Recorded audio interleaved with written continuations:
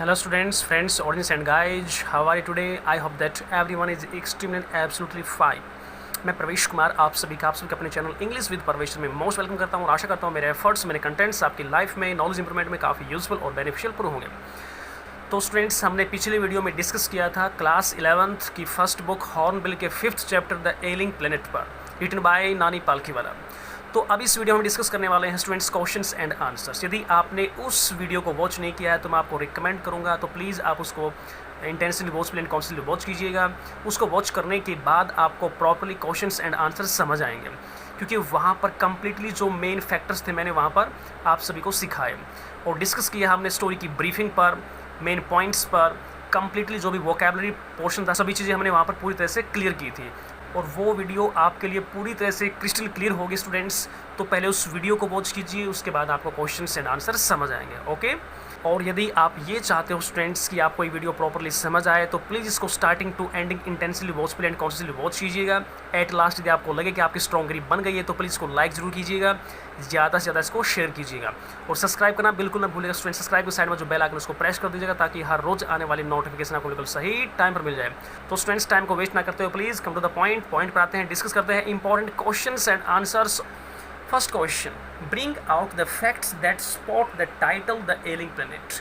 Bring out का मतलब होता है प्रकाशित करना, अनफोल्ड करना, यानी कि स्पष्ट करना। The facts that support the title the ailing planet, यानी कि तथ्यों को स्पष्ट कीजिए जो इस टाइटल को, बीमार ग्रह जो ये टाइटल है द एलिंग प्लेनेट, इसका समर्थन जो तथ्य कर रहे हैं उनको स्पष्ट कीजिए।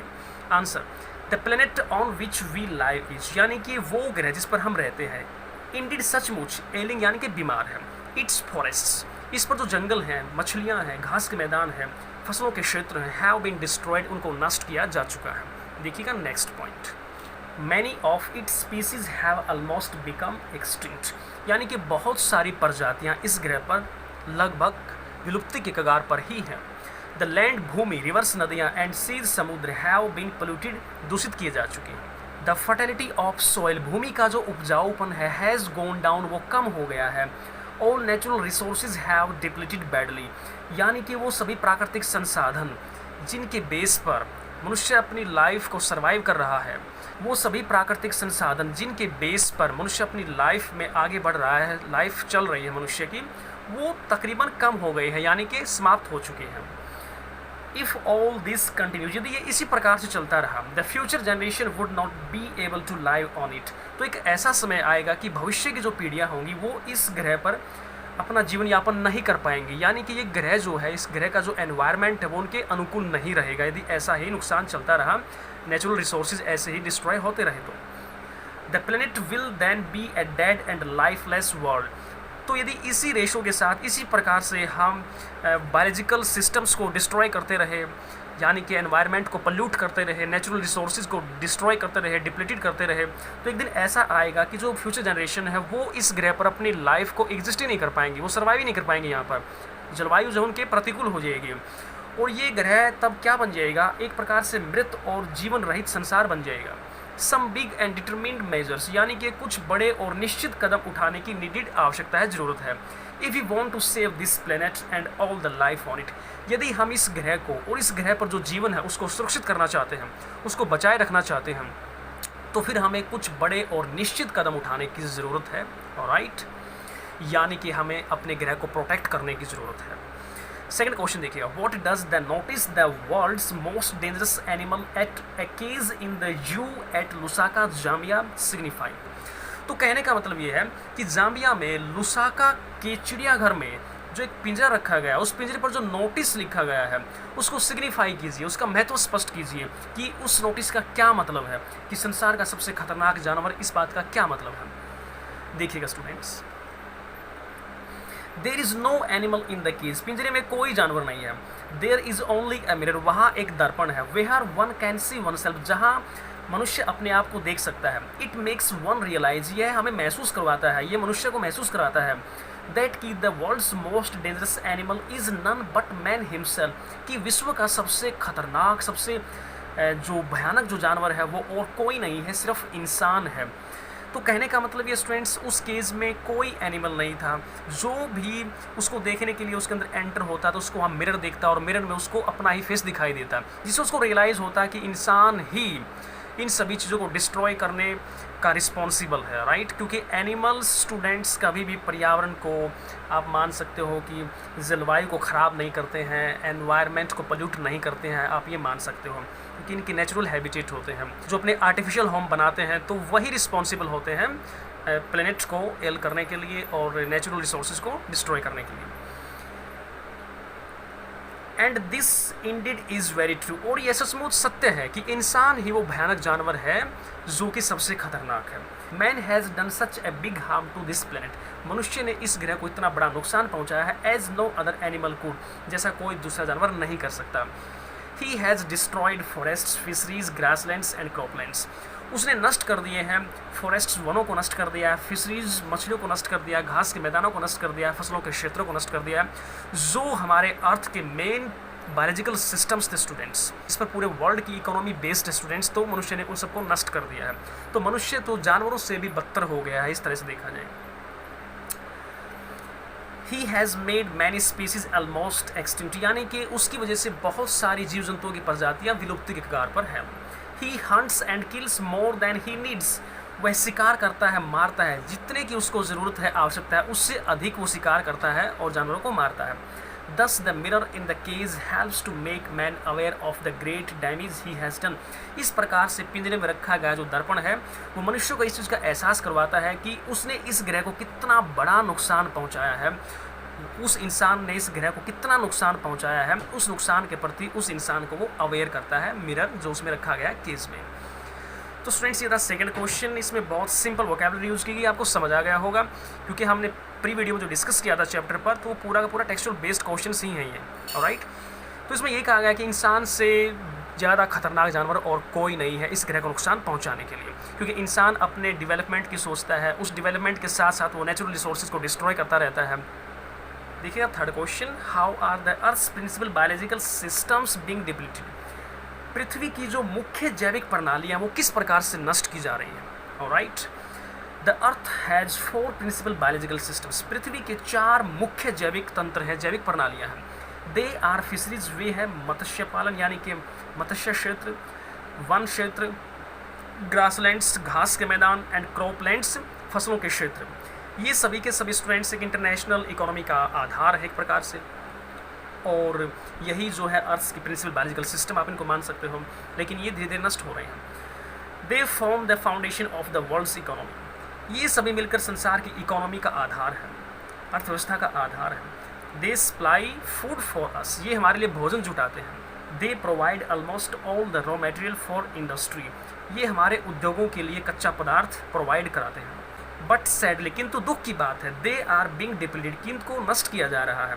Forests are being cut to have firewood, जलायन लकड़ी से संबंधित आवश्यकताओं की पूर्ति के लिए वनों को काटा जा रहा है। Over fishing has become very common, और अधिक से अधिक मछलियाँ निकालना एक आम बात बन गई है। डंग इज़ ए गुड, देखिएगा आगे, dung is a good natural manure, manure का मतलब होता है स्टूडेंट्स खाद, ये एक वर्ब के रूप में भी काम करता है, नाउन के रूप में भी काम करता है। मैन्योर यदि वर्ब है स्टूडेंट्स तो इसका मतलब होता है गोबर की खाद डालना, और यदि ये नाउन है स्टूडेंट्स तो इसका मतलब होता है खाद। तो नेचुरल मैन्योर ये यहाँ पर नाउन का काम कर रहा है। डंग, डंग भी स्टूडेंट्स नाउन का काम करता है और वर्ब का काम करता है। यदि डंग स्टूडेंट्स नाउन है तो इसका मतलब वही होगा खाद या गोबर बोल सकते हो आप, और यदि वर्ब है तो इसका मतलब वही होता है खाद डालना। यानी कि जो डंग है, गोबर है, जो गोबर की खाद है, उसको बहुत ही बढ़िया प्राकृतिक खाद माना जाता है। But it is burnt by the poor for their cooking, किंतु इसे गरीबों के द्वारा जलाया जाता है अपना भोजन पकाने के लिए। The fast increase of population is also a big factor, यानी कि बहुत तेज़ गति से बढ़ रही विश्व की जनसंख्या भी एक बहुत बड़ा कारण है इस चीज़ का।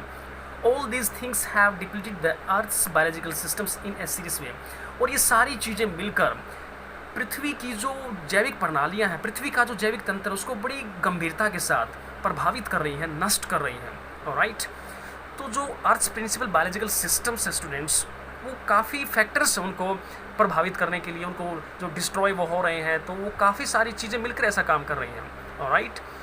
यानी कि जैसे कि डंग स्टूडेंट्स में बहुत ही बढ़िया गुड नेचुरल मैन्योर है, इसको हम जलाने में प्रयोग कर रहे हैं खाना पकाने के लिए, तो जिससे भूमि की उर्वरता जो है वो कम हो रही है।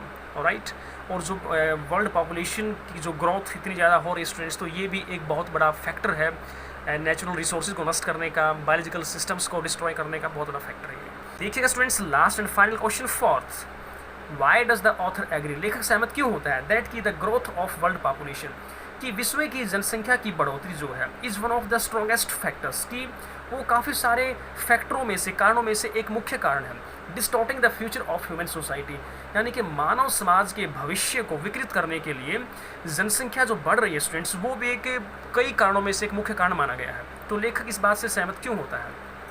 देखिएगा answer, the world population has grown at a very fast rate, विश्व की जनसंख्या बहुत तेज़ गति से बढ़ रही है। It has already touched the 6 billion mark, यह पहले ही 6 बिलियन का जो मार्क है, जो निशान है, उससे ऊपर जा चुकी है, उसको टच कर चुकी है। It has endangered the future of human society, और इसी की वजह से मानव समाज का जो भविष्य है खतरे में पड़ गया है।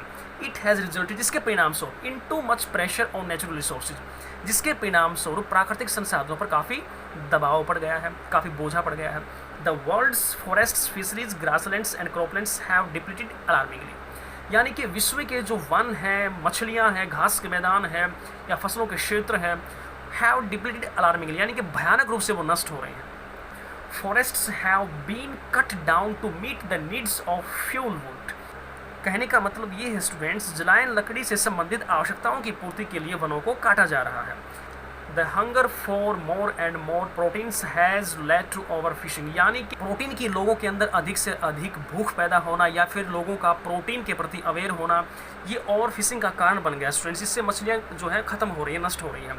द बर्निंग ऑफ डंग, यानी कि गोबर का जलाना, यानी कि उपलों का जलाना, has reduce the fertility of the soil, इससे भूमि की जो उर्वरता है वो कम हो गई है। जैसे कि मैंने कहा स्टूडेंट्स की जो डंग है वो एक गुड नेचुरल मैन्योर है, यदि हम डंग को बर्न कर रहे हैं तो फिर हम एक प्रकार से जो मिट्टी की जो उर्वरता है उसको कम कर रहे हैं। Not much has been left, यानी कि कुछ अधिक नहीं रह गया है फॉर द कमिंग जनरेशन, यानी कि आने वाली पीढ़ियों के लिए जो प्राकृतिक जो संपदाएं हैं वो कुछ ज़्यादा नहीं रह गई हैं। नेचुरली, स्वाभाविक रूप से, the future of human society, मानव समाज का जो भविष्य है, इज़ इन ग्रेट डेंजर, यानी कि बहुत बड़े खतरे में आ गया।